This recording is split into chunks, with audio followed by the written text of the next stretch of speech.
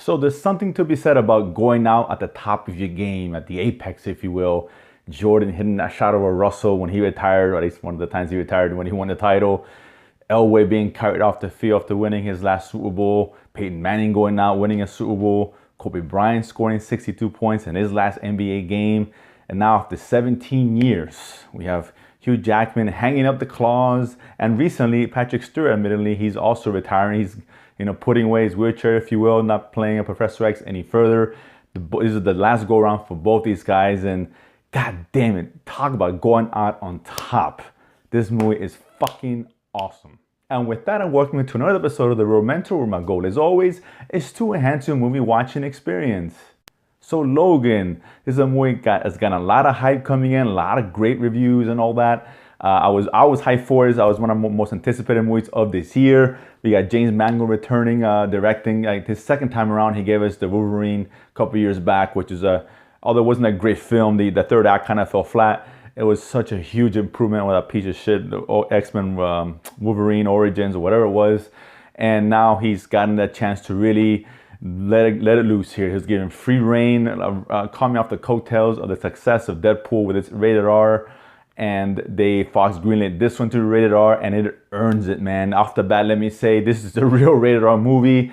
Wolverine has been uncaged. This is the Wolverine we've all wanted to see. We've gotten hints of it in all the other X-Men movies. He was almost there, but they couldn't quite unleash it. Yeah, which I get. They didn't fit the tone with those movies. I understand that. But this one, there was no such issue. This movie is bloody, it's graphic, but it's not over the top, it's not gratuitous, it fits in with the story, and it's exactly what you want to see. This is a guy going berserk with indestructible claws and what happens when he meets human flesh. It's very obvious, and this movie doesn't shy away from that in the least. But this movie doesn't succeed just because it's gruesome and graphic, and it's got really good action. It's really good action. This movie succeeds on a completely different level. This feels unlike any other superhero movie I've seen in a long time. And honestly, this is a good film. This is has an independent movie kind of vibe to it. Almost like a blending genres like Western, and they're very reminiscent of Hell or High Water last year, which is another great movie. And it just doesn't feel like it's part of the X-Men world, and it almost goes out of its way to kind of separate itself from the previous X-Men movies. And that's a good thing. And I think that's why this movie is a game changer, much like The Dark Knight was years ago. This one gives us something completely unique, completely different, takes a lot of chances and succeeds at everything. Of course, Hugh Jackman is back as Wolverine. He's great, is the best he's done in this role.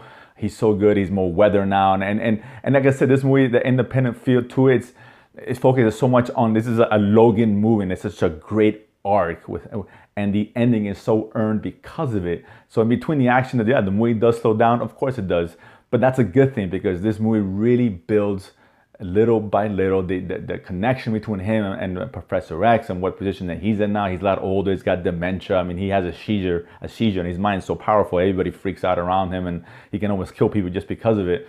So it's a different kind of Professor X. It's a different kind of Logan that we've seen. And not only that, but now we obviously have X-23, played that little girl. I can't remember her name, sorry. But she's great. She steals the show, particularly in the action scenes. She's fantastic in it, but that relationship that she builds, Professor X and with Logan, is so good. And it leads up to this great emotional payoff that we don't usually get. And Marvel, pay attention. This is how you build stakes. This is how those action sequences are heightened because of the emotional punch behind it and the stakes behind there. And also, and again, I'm all for cinematic universes. They're cool. I like them, but there's also disadvantages too. And DC and Marvel, pay attention. Not every movie has to be part of a bigger picture. And this is a great example. Why can't we just get a superhero movie that's on its own? That's what Wolverine is. It's a set in the world of the X-Men, yes.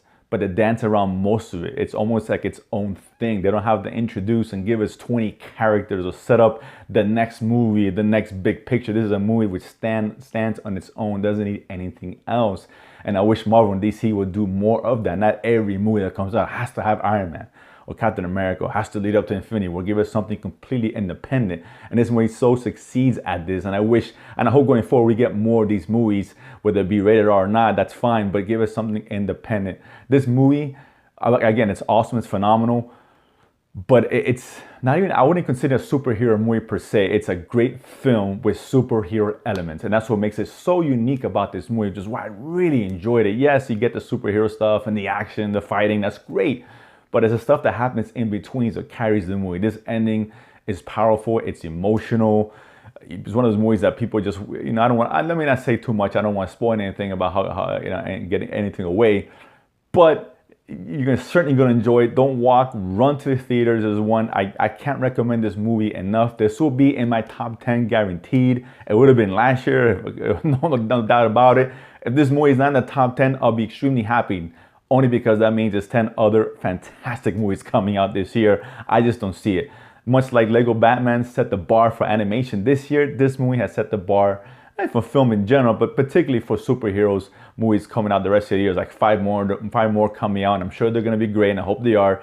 I just don't see them matching the punch that this movie had. This movie is that good because it gets so different and it took so many chances. Again, Marvel, watch this movie and pay attention to how to build a movie with stakes that takes chances and succeeds at the same time. Guys, you like Logan, you didn't like Logan, comment below as always. And of course, if you haven't already, subscribe below and feed my need to go to the movies and talk about it afterwards. See you guys next time.